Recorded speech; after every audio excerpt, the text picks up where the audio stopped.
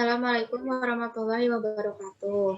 Kami di sini dari kelompok 7 akan mempresentasikan tentang konsep dan teori kepemimpinan pendidikan. Di sini kami kelompok 7 ada Antias Ayu Ramadhani, saya sendiri Una Narasati, lalu Alkon Zarbi, Irsyan Zandagi, lalu yang terakhir Muhammad Fahri Fakhodin. Yang pertama yaitu tentang pengertian yang akan dijelaskan oleh Antias. Baik, langsung saja pengertian pemimpin dalam pendidikan. Next. Pemimpin ialah seorang yang diberikan status atau kepercayaan yang berdasarkan pada pemilihan, keturunan, atau cara lain yang bertujuan untuk menciptakan seorang pemimpin yang diinginkan. Beberapa pengertian pemimpin yaitu 1. Pemimpin adalah individu di suatu kelompok yang memiliki tugas untuk memberikan pengarahan dan pengordinasian yang sesuai dengan kegiatan-kegiatan di suatu kelompok tersebut. 2.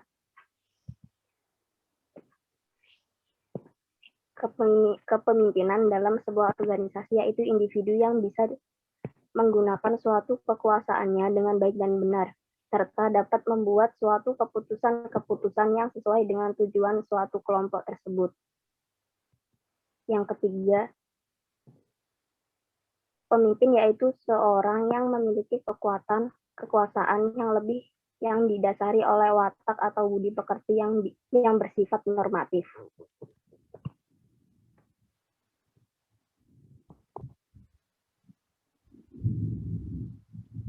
Selanjutnya yaitu fungsi kepemimpinan dalam pendidikan yang akan dijelaskan oleh Saudara Zarbi.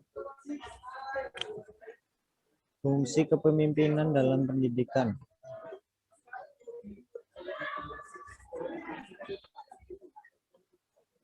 Yang pertama, fungsi kepemimpinan pendidikan berkaitan dengan tujuan-tujuan yang hendak dipercayainya, yaitu A.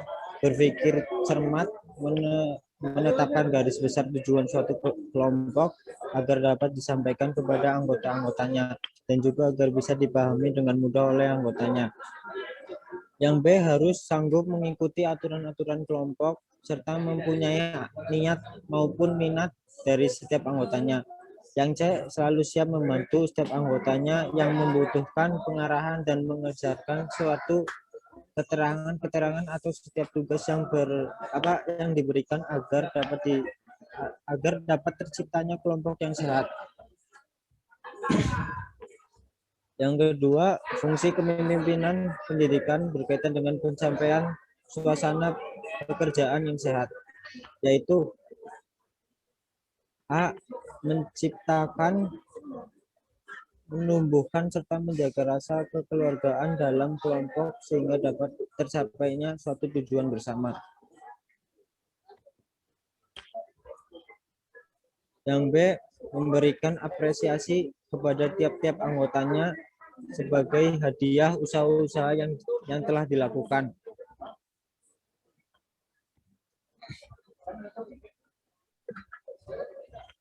Yang ketiga, fungsi utama seorang pemimpin pendidikan yaitu belajar untuk memutuskan sesuatu pilihannya, antara lain A. Pemimpin harus bisa merangkul anggota-anggotanya serta membantu menjelaskan tujuan-tujuan kelompoknya dan mampu memberikan rangsangan-rangsangan kepada setiap anggotanya. Yang B. Membantu setiap anggota kelompoknya yang membutuhkan bantuannya dalam menyusun program kerja ataupun yang lainnya. Dengan demikian diharapkan bisa menganalisis kemudian menetapkan tujuan prosedur yang paling ampuh dan praktis. Yang C. Membantu suasana yang aman, membuat suasana yang aman, kekeluargaan yang erat, serta kerjasama yang sehat. Yang D. Memiliki tanggung jawab penuh sebagai seorang pemimpin dalam mengambil suatu keputusan. Ya.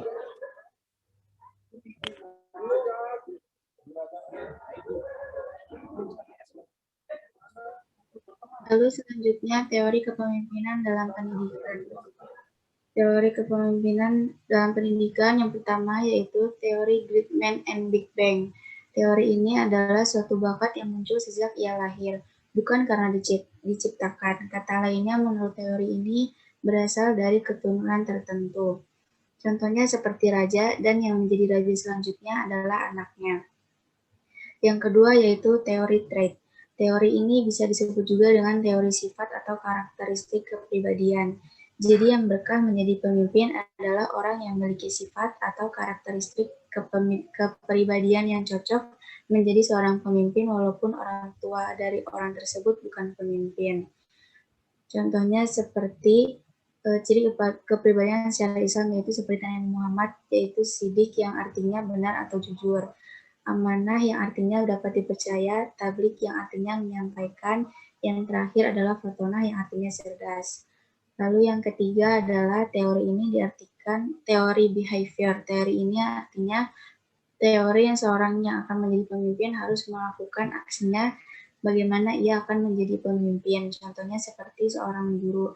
Sebelum ia menjadi guru, ia akan dites apakah orang tersebut layak untuk menjadi guru. Lalu yang keempat yaitu teori environmental. Teori ini bisa juga disebut dengan teori lingkungan. Teori ini sangat bertolak belakang dengan teori nomor 1, karena teori ini mempercayai bahwa seorang pemimpin bukan muncul sejak lahir, namun ia terbentuk karena waktu, tempat, dan keadaan.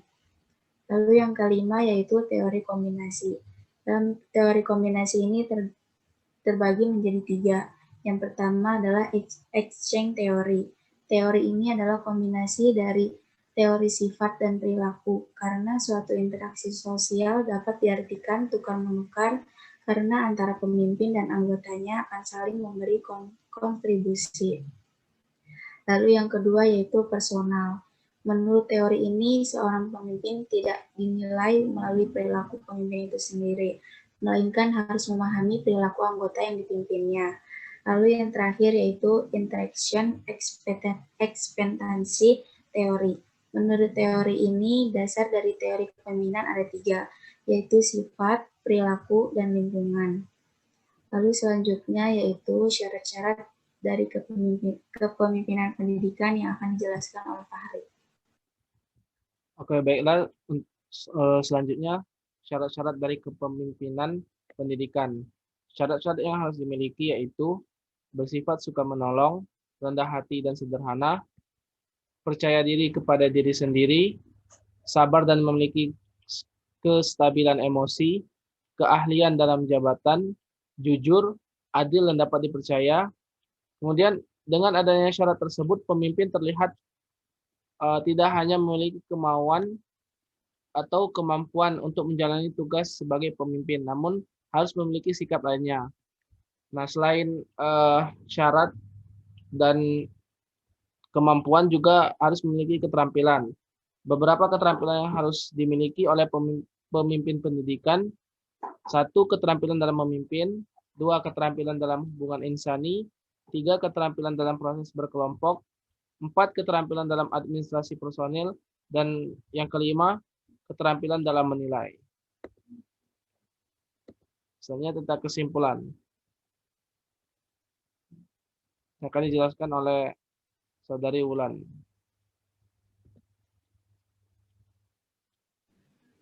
Kesimpulannya di sini adalah kepemimpinan adalah keseluruhan proses mempengaruhi, mendorong, mengajak, menggerakkan, dan menuntut orang lain dalam proses kerja agar berpikir dan bertindak sesuai aturan yang berlaku dalam rangka mencapai tujuan yang telah ditetapkan bersama.